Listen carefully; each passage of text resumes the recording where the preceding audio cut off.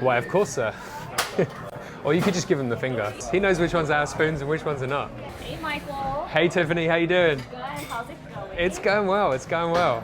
Nice. How you been? Good. I'm doing well. I'm enjoying this weather. All right, cool. It's a little bit too cold for me, though, to be honest. Oh, that's why you're in short sleeve, right? Yeah.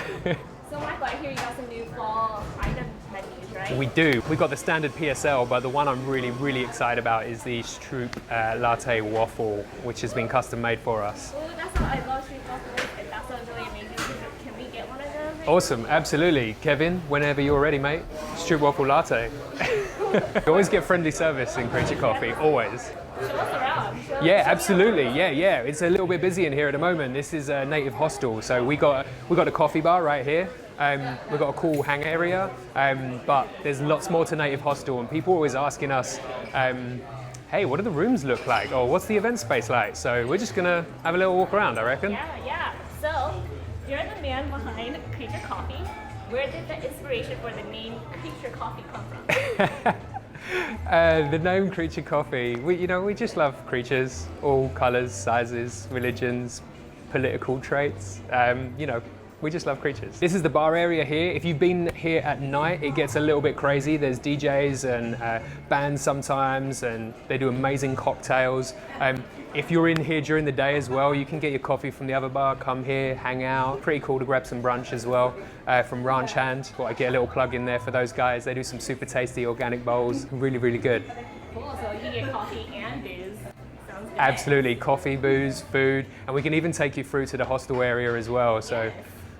So any particular reason that pushed you to make your own company? I was just a terrible employee.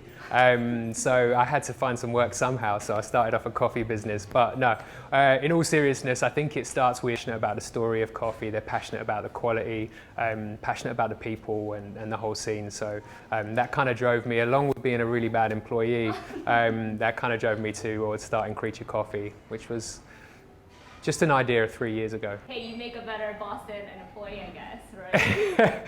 I don't know, you're gonna have to ask those guys that. So you've been running Creature Coffee, you said, for like around 3 years. Which Yep. year was the most challenging? The first year was just an idea. That was the easiest part. Researching about how to start a coffee business is really good. Google's out there, you can go to as many coffee shops as you want. But starting it is definitely the hardest thing. And now I'm here, it's, we have the coffee shop, we have a really busy coffee catering service, which is really busy at the moment, and then we have the online store. So for me right now, it's like time management. How can I manage that the best? And this is the first time I've started a business, so that is the biggest challenge for me for sure. But this is the hostel area. This is this is where people hang out, and all of these doors lead to dorm rooms. If you've ever been to a hostel, backpacker hostel across the world, this is definitely not it. It's pretty nice, super clean. We're going to show you one of the rooms as well, because all of our guests that come in for coffee every day and get food here, they're like, hey, what do the actual rooms look like? So Yes. we'll give you a little sneak peek. I've got this nice little watch gizmo. Hopefully it works. Oh, fancy. Hopefully there's no one in here as well, we've got the cleaner in here. How about that? Oh, whoa. But these are the little dorm rooms. You've got your own private compartments. They've got nice little curtains as well, so you can, if you're snoring really loudly and get some privacy. You got some little, yeah, you get the shower, you get the bathroom in here as well. But usually, this place is usually pretty much booked out, but a variety of people that come through our coffee shop, that come through here, so they're from all over the world, different cities visiting. Yeah. There's always interesting people like swinging by and being in the coffee shop. Last time when I was talking to Kevin, he told me that he meets so many different types of people. Yeah. As he works here. Yeah, for sure, and that's nice. Coming into a shared space is pretty cool, and there's so many awesome people coming through. There's always interesting stories, and like whatever events are going on throughout Austin, whether there's a conference or whether there's an event, we kind of get to hear about it and meet the people behind it. So That's cool. it's pretty awesome. It keeps it interesting. Yeah, for sure. Well, something that you're most proud of. Only one thing. Oh, Tiffany, you're getting me now. The thing I'm most proud of all the baristas that work for us, whether that's on the event side of things, doing pop-up coffee bars, or whether it's the baristas here, they're all super passionate, they're all super nice, and we're just a friendly bunch of people. So whenever I walk into the shop and I see someone getting a coffee and they're having a good experience, then, you know, that's why I'm here, you know, that's why I started the business. So it makes me proud, you know. Cheesy, I know, but you're like a proud parent. Okay, well, you've done quite a bit of traveling, right? Yeah, I did. Before this, I traveled a lot through Asia and so on. Yeah, it was fun. Name your top 3 favorite places. Top 3 favorite places, I'd say I love trekking, so Nepal, the Himalayas are amazing. India for the food and the people. Whoa. And then Australia. I lived there for a while as well, but Australia's a cool country, and I lived in Melbourne for a while, so it's like the coffee mecca, and that's where I found coffee, or found really good quality coffee. So Melbourne is definitely like a sweet spot in my heart. So yeah, I'd say Australia, India, Nepal. All right, we're going into the event space at the moment. Luckily, there's no event on here. Nobody really knows unless they've been here at Native that there's this huge room here which they use for conferences, for talks. We get a lot of you know, tech companies.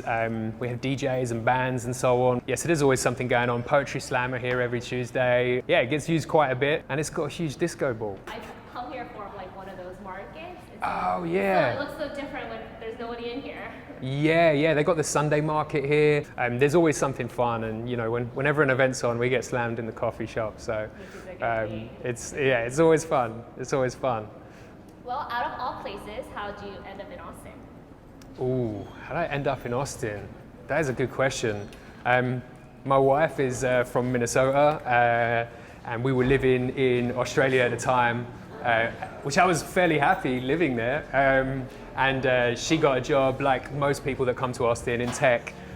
So I ended up, you know, reaching out to a few people, and they're like, Austin's a cool place, and somehow I ended up in Texas. Oh yeah, and hey, perfect, because you really like hot weather, so you're in the perfect place. I do, I love hot weather. If I could wear flip-flops and shorts every day, I would. What's the first thing you do when you get home after a particularly long or challenging day at work? Ooh, you know, I hang out with my missus. She's awesome. That's my number one thing. She's great.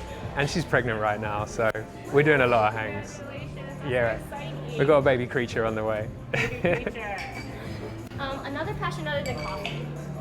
Ooh, passion other than coffee. Apart from my missus, I like trekking, I like traveling. I used to do a lot of music, did a lot of music tech and so on, but I'm not that cool anymore, so that's kind of like my previous passion.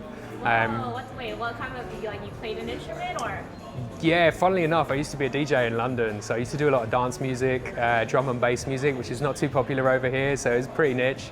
But yeah, so I used to do that up until, oh man, like 10 years ago, so I used to teach music tech and so on. So That's super cool. it was good fun. You're such a cool person, Michael. Coffee's my new music though, so. So I don't know if this is a challenging question for you, but if you were to narrow it down to just one thing, what's one thing you try to focus on daily as you come into work? Oh, daily that I try and focus on.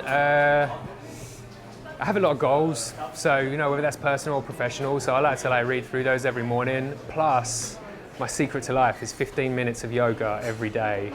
Get the blood flowing to my brain, because as I'm getting older, that blood flow is just getting a little bit slower. So definitely on the yoga flex every morning.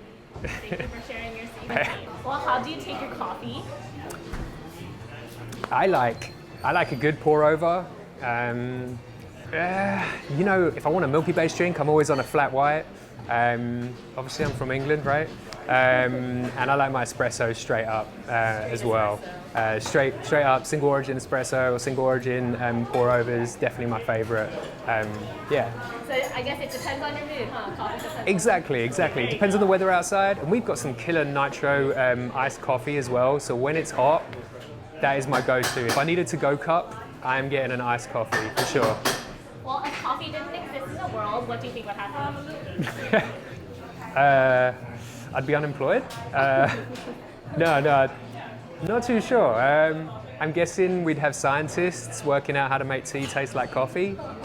I don't know. Someone's gonna make coffee, I guess. Someone's got to make coffee at some point, right? Okay. Let's say you have a took the time to treat yourself. How would you Sorry, say that again. It's pretty loud in here. No, yeah. Let's say you had a chunk of time to treat yourself. How would you spend it? Oh, if I had a chunk of time, you know what? I'd probably book a ticket, plane ticket somewhere that I haven't been before and try and climb a mountain. That's probably what I'd try and do. Trekking. Yeah, I like trekking. I like seeing the world from high up. So yeah. I'm going to Big Bend in a couple of weeks, so there's a lot of trekking going on down there. Yeah, for sure. Maybe not with flip-flops. Not with flip-flops. All right, let's see if the Stroop Waffle latte is ready. It's a combination of a flavor company called Better Flavor Co. and the Stroop Club. They're based all in Austin. They use really good ingredients, organic and non-GMO and stuff, and they've just made it, so it's brand new. And we tried it out and we're like, this is amazing. So this is the Stroop Waffle Latte here, and you've got a slice of Stroop, and then you've got a crumbled Stroop Waffle just added on the side, and it's liquid Stroop Gold. Well, that's really good. Well, I can't wait to try that. Okay, one thing that you've learned more about yourself as you run this company? One thing I've learned about myself, that I'm not really that good at everything, so finding people that are good at things is definitely a key to Creature Coffee and growing. And yeah, I'd say learning that about myself slowly. It's quite a hard thing to learn, but you know. Very, very humbling. You're very humble. Stop it. Wait, I have a question for your amazing baristas. All right, cool. Hey, Kevin. And Lucy over there. What are 3 adjectives you'd use to describe Michael? Be nice, guys. Be nice. Peppy. Yeah, I was going to say energetic. Boom. Optimistic. Oh, guys, thanks. English. Hey, when the camera goes off, they'll say 3 different things, but you know. And he's quite charming, too, Yeah. to be honest. That's sweet. Stop it. Okay, well, Michael, thank you for giving me this tour and spending this time with me. No problem. It's an absolute pleasure. Thank you for swinging by, Tiffany. Of course. Well, before I let you go, I have one last question for you. What's one thing that people would be surprised to know about you? One thing that they would be surprised to know about me is I am a granddad. I have the sweetest 2-year-old granddaughter called Tammy. Oh, that's sweet. She's pretty sweet. Thank you so much, Michael. You're awesome. Thank you very much. Thanks for having me. I'll see you next time. Yes.